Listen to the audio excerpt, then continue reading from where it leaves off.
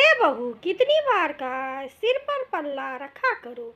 गुस्से में तमतमाते हुए शोभा जी बोली। पीहू सकबकाई हुई सिर पर पल्ला रखते हुए बोलती है, जी मम्मी जी, आगे से ध्यान रखूंगी।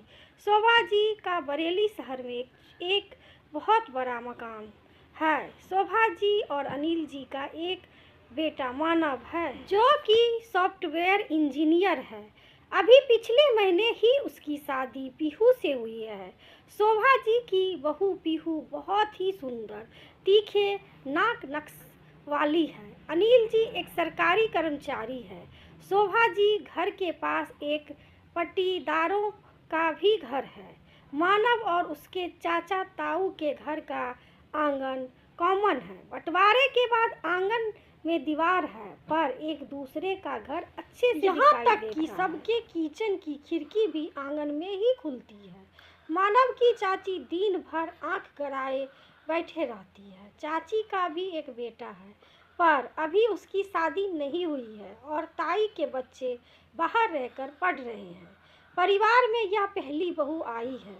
शोभा जी के परिवार की परंपरा है कि बहुओं को साड़ी पहनना है और सिर ढकना है।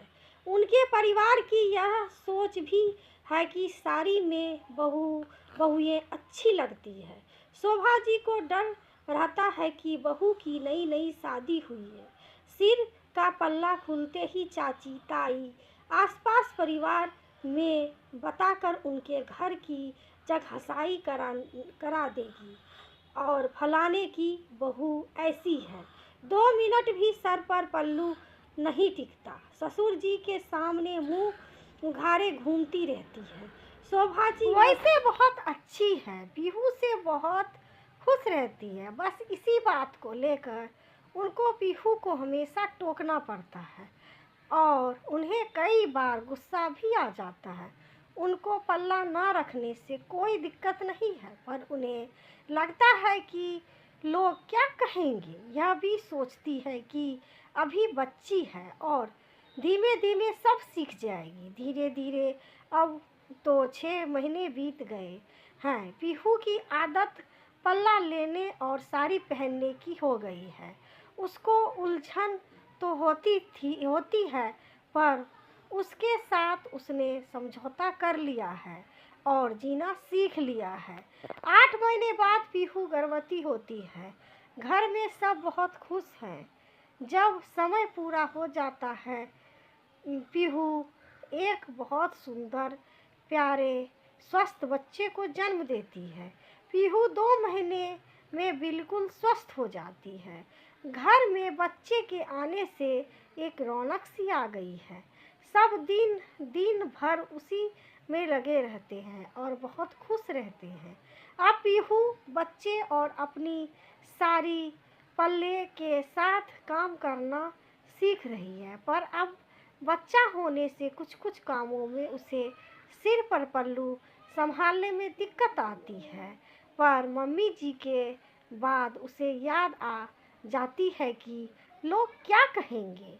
वह बच्चे के साथ साथ साड़ी के पल्ले को भी संभाले रहती है। अब बच्चा अब 1 साल का हो गया। एक दिन बच्चा दूध के लिए बहुत रो रहा था। पीहू तेज कदमों से रसोई में दूध बनाने जाती है। जैसे ही वह दूध गर्म कर रही थी, बच्चा भी रोते रोते वहां आ जाता है और उसके पैर को पकड़कर खड़ा हो गया। जैसे ही पीहू पीछे मुड़ी तो उसका पल्ला गैस पर चला गया और आग पकड़ लेता है। तभी इत्तेफाक से मानव उधर से गुजरता है और उसकी नज़र इस ओर पड़ी और वह हड़बड़ाहट में वहां दौड़ कर पहुंचा और आग को बुझाते हुए जोर से चिल्लाया, क्या कर रही हो पीहू, अपना ध्यान रखा करो।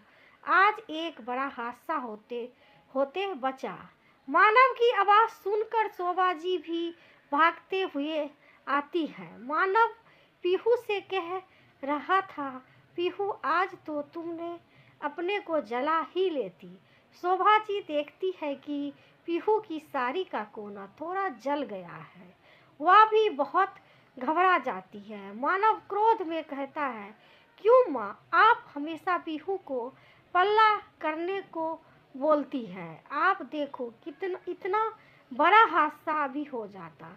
शोभा जी कहती है, अरे पल्ला ना करने से मुझे कोई दिक्कत नहीं है, पर लोग क्या कहेंगे। माँ, आप लोगों को क्यों देखती हो, आप अपना देखो।